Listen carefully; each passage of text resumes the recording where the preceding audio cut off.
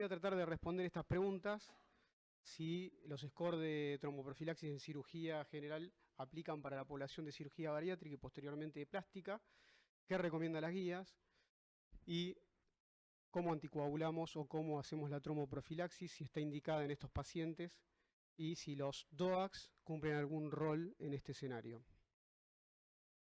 Y después un comentario si es la tromboprofilaxis la que está mejorando o es una evolución también de la técnica quirúrgica, que me parece que son ambas.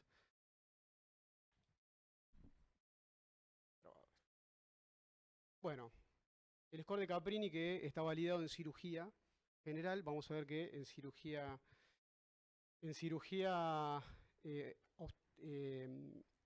bariátrica, vamos a ver que cumplen varios criterios de los puntos del score de Caprini, con lo cual el paciente ya automáticamente por el score de Caprini sería un paciente de alto riesgo, ¿no? Con lo cual tendríamos que dar tromboprofilaxis en todos los casos.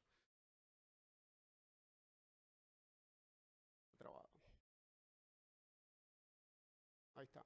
Bueno, entonces, hay un estudio en la población de cirugía bariátrica, publicado de la Mayo Clinic, de varios centros de Estados Unidos, que concentraron todos los casos en un análisis retrospectivo, donde analizaron las cirugías de bypass gástrico y manga gástrica, y el 70% de los pacientes se estratificaron apropiadamente en la internación, o sea, como un 30 pacientes que no fueron bien categorizados por Caprini, y solo un 3,7% de esos pacientes fueron categorizados al alta, con el score de Caprini. ¿Qué observaron? Las tasas de embolia, de tromboembolismo venoso, fueron del 1,3% en toda la población, pero fíjense que los pacientes que justo estaban no categorizados y que tenían un score de Caprini muy alto, mayor a 8, todos cumplían ese criterio y habían tenido un evento tromboembólico, con lo cual no habían categorizado bien los pacientes y tenían Caprinis muy altos, o sea que tendrían que haber recibido tromboprofilaxis. ¿Qué dicen las guías? Esta es una guía que es una guía internacional, que es una recomendación de tratamientos post-quirúrgicos. Son recomendaciones para una recuperación temprana, así se llama la sociedad, y fíjense que recomiendan la tromboprofilaxis mecánica y farmacológica, ¿sí? Y la dosis y duración debe ser individualizada y la recomendación es con un grado alto. La siguiente. Ahora bien, esta es una última publicación de este año, que es de la Asociación Americana de Cirugía Metabólica y Cirugía Bariátrica. Fíjense que acá son un poco más exquisitos en las recomendaciones en estos pacientes y recomiendan a todos los pacientes estratificar el riesgo de embolia, de tromboembolismo venoso e indicar tromboprofilaxis mecánica durante la internación a todos los pacientes, independientemente del riesgo, y en los pacientes que tienen alto riesgo, dar una doble tromboprofilaxis mecánica y farmacológica, y extender la tromboprofilaxis en los pacientes que son de alto riesgo y que no tienen un alto riesgo hemorrágico, ¿no? Y recomiendan en primer lugar las heparinas de bajo peso molecular. Ahora, la Sociedad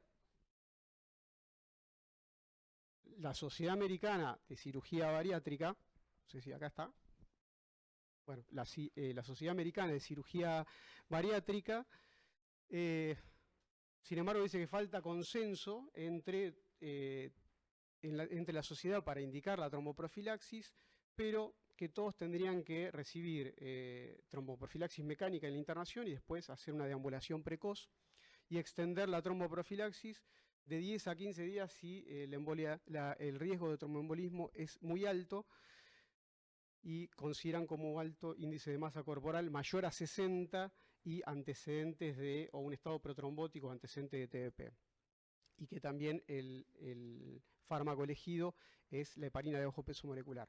Ahora bien, ¿qué pasa en el mundo real? En el mundo real, este es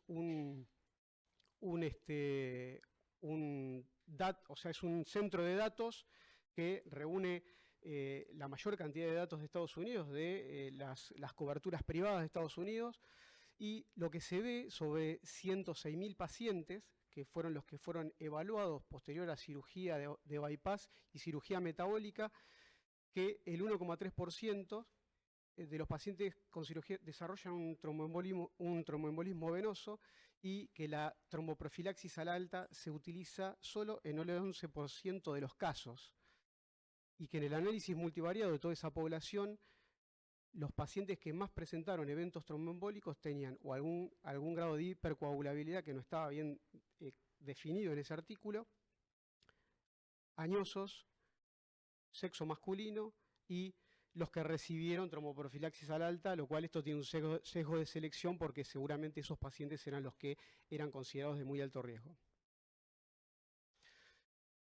Este es del mismo artículo y lo que mostraban eran el tamaño del globo, significaba el tamaño de la población que había recibido una cirugía bariátrica en diferentes distritos, y se veía que en el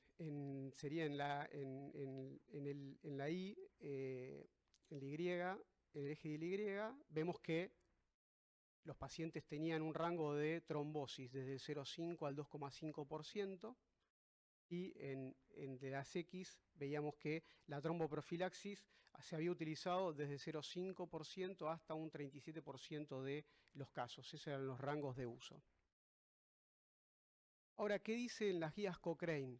Las guías Cochrane no analizan los DOACs. Los DOACs no fueron ingresados en este análisis porque no hay publicación de poder para el 2022, con lo cual analizaron las heparinas de bajo peso molecular y los pentasacáridos, y lo que vieron que las dosis altas no tenían diferencias en tromboembolismo venoso y en hemorragia grave versus la dosis estándar, que las heparinas tienen diferencia nula o mínima ante el riesgo de tromboembolismo y hemorragias graves comparado con Fondaparinux, y tampoco comenzar 12 horas antes de la cirugía bariátrica no tiene un beneficio claro, o sea, comenzar antes, y escasa o nula beneficio respecto a la tromboprofilaxis, y que la combinación de profilaxis mecánica y farmacológica podría reducir eventos de tromboembolismo venoso. Pero bueno, que hay una certeza de la evidencia limitada, ¿sí?, por el tamaño de la muestra de los estudios analizados. Este es un trabajo multicéntrico también, que es único centro, americano, que lo que muestra en este estudio es un protocolo, que es un protocolo adaptado de lo que venían haciendo, una dosis estándar de tratamiento de régimen anterior que ajustaban a peso, pero si tenían un índice de masa corporal entre 30 y 39, le daban la dosis estándar, que era de 40 miligramos de enoxaparina día versus 30 cada 12, y cuando aumentaba de peso el caso, se le aumentaba empíricamente la dosis un 30%, y los pacientes con alto riesgo de evento, porque tenía un estado protrombótico u otra causa de riesgo, le aumentaban a 40 cada 12, y era muy alto riesgo, con un BMI mayor a 50, le indicaban 60 cada 12, esa era la dosis estándar, y veían una TDP sintomática en 0,2 a 3% y sangrado de 0,22%. Ahora, cuando hicieron la intervención de modificar ese protocolo, y lo que hacían con el régimen nuevo era categorizaban los diferentes riesgos de acuerdo a la obesidad. Si no tenían factores de riesgo y era un grupo de bajo riesgo, solamente obesidad, en el grupo 2 era el de muy alto riesgo y era obesidad con cirugía bariátrica y factores de riesgo adicionales, que eran los factores de riesgo que ya estuvimos mencionando: edad, más de 60 años, antecedentes de trombosis, estados protrombóticos, inmovilidad. Lo que vieron es, en este protocolo seleccionaban y daban 60 miligramos por día por 21 días. Si tenían más de 100 kilos, 80 miligramos por día o 40 cada 12. Si tenía más de 120 kilos a 140, le daban 100 miligramos día o 60, 40 eventualmente, y iban así ajustando la dosis de acuerdo al peso. Y si tenían alergia a enoxaparina, le daban Fondaparinux 2,5 en peso menor y 5 miligramos en peso mayor. La siguiente. Vieron un sangrado del 0,15% y 0 eventos de tromboembolismo venoso, con el protocolo modificado. Este estudio es un estudio de un único centro, este es randomizado, aleatorizado, en la seguridad y la eficacia del rivaroxaban en el posquirúrgico de cirugía bariátrica, y lo que observaron en este estudio, en 300 pacientes, el 80% eran mujeres, y daban dosis de rivaroxaban 10 miligramos por 7 días a la mitad de las pacientes y 10 miligramos hasta 28 días en la otra mitad de los pacientes. Vieron 5 sangrados, 1,9%, y sangrados no significativos 3,7% y un solo evento de tromboembolismo venoso. Este es un estudio también de un único centro que no es randomizado, sino que es de intervención de apixaban 2,5 como un protocolo a todos los pacientes. 5.000 pacientes que realizaron cirugía bariátrica hacían este protocolo y se extendía a 30 días. Fíjense, 0 eventos de tromboembolismo venoso con bajo evento de eventos adversos, 1,7% de hemorragias. Este es otro estudio que tampoco es randomizado, sino que es de intervención también, sobre el uso de apixaban. Y fíjense, este tenía 2.300 pacientes y también tuvieron una baja tasa de eventos tromboembólicos y baja tasa de hemorragias. Ahora, teniendo en cuenta que las recomendaciones en fibrilación auricular recomendaban en los pacientes que tenían cirugía de bypass gástrico o alguna resección intestinal es tener precaución y eventualmente medir la dosis. En este aspecto no hay ningún trabajo que en tromboprofilaxis evalúe la farmacodinámica y la biodisponibilidad del fármaco. Dicho esto, perdón, no sé por qué no.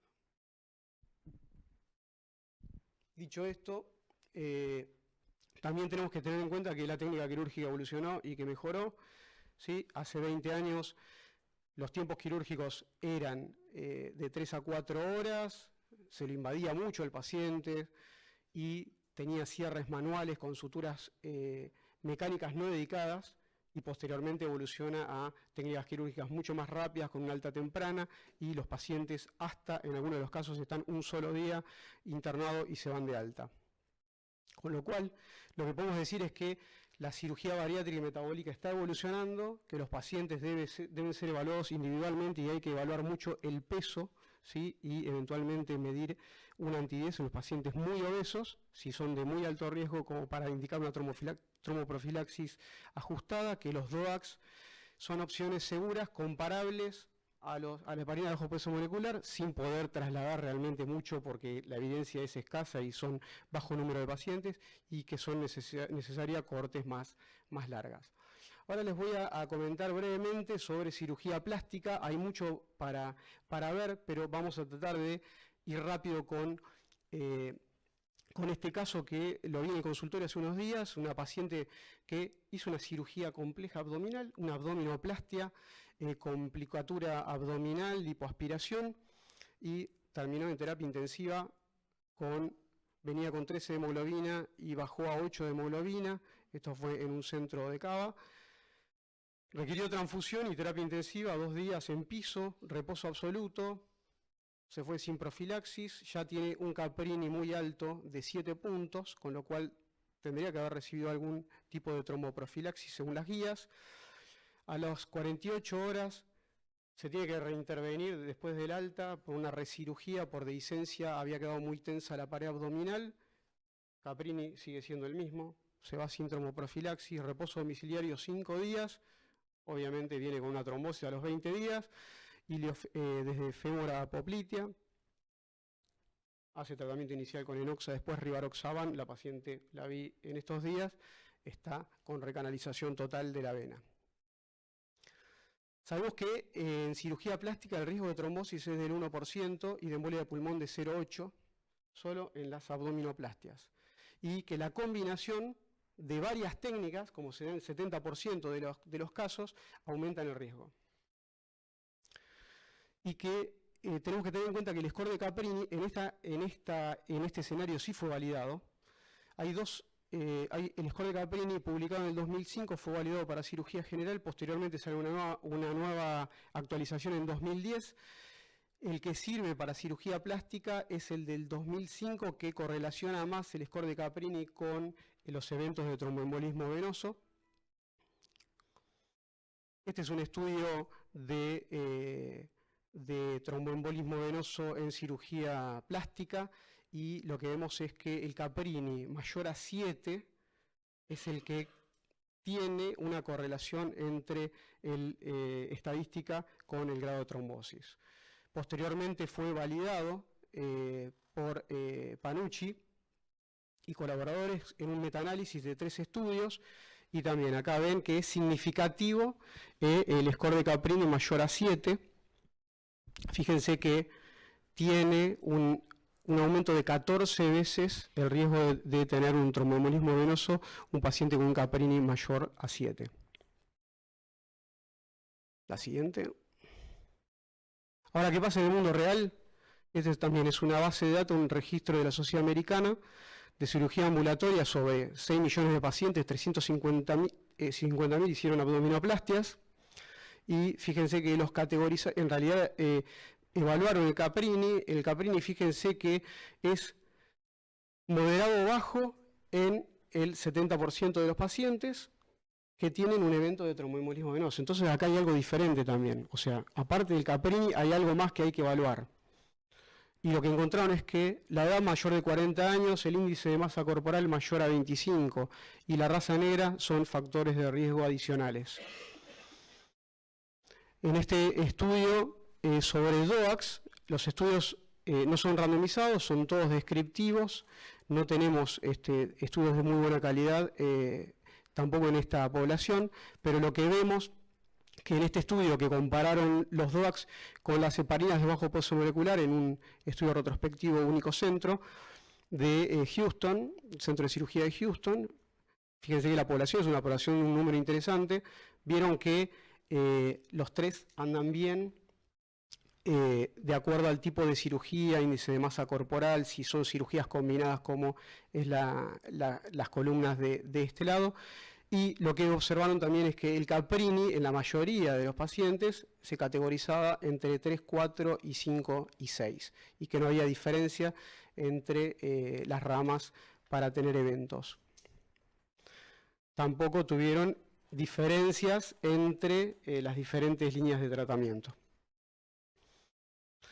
Este es un estudio sobre la seguridad de rivaroxaban en tromboprofilaxis en abdominoplastia, 600 pacientes, y también acá vieron que 78% de los pacientes hicieron alguna cirugía combinada, y vieron que también el Caprini, los 4 pacientes que tuvieron tromboembolia venosa tenían un Caprini moderado, o sea que no tenían Caprini alto. Y 2,2% de eventos hemorrágicos que requirieron intervención 7, el 1,2%. Ahora, este artículo es muy interesante, es lo último que les voy a mostrar, es muy lindo y es una revisión de Panucci también y de Stein, que resume mucho de la bibliografía que hay y realmente es muy práctico. ¿Qué dicen respecto a las revisiones del momento de indicación, la dosis y la duración de la anticoagulación? Que iniciar preoperatorio no tiene beneficio, aumenta el riesgo hemorrágico, que la dosis estándar versus personalizada, que 40 miligramos una vez al día puede ser insuficiente en algunos pacientes, sobre todo en los pacientes de alto peso, como dijimos. Perdonen, que en la población estética de muy bajo riesgo, solo en los Caprinis mayor a 7, había que indicar una tromboprofilaxis, y respecto a las limitaciones del Caprini, en esta población es porque hay que evaluar factores adicionales, o sea, no solo como única herramienta de categorización. Y esto no es menor, que se necesitaría una población muy, muy amplia para realmente tener un dato estadístico que concluya realmente cuál es el beneficio.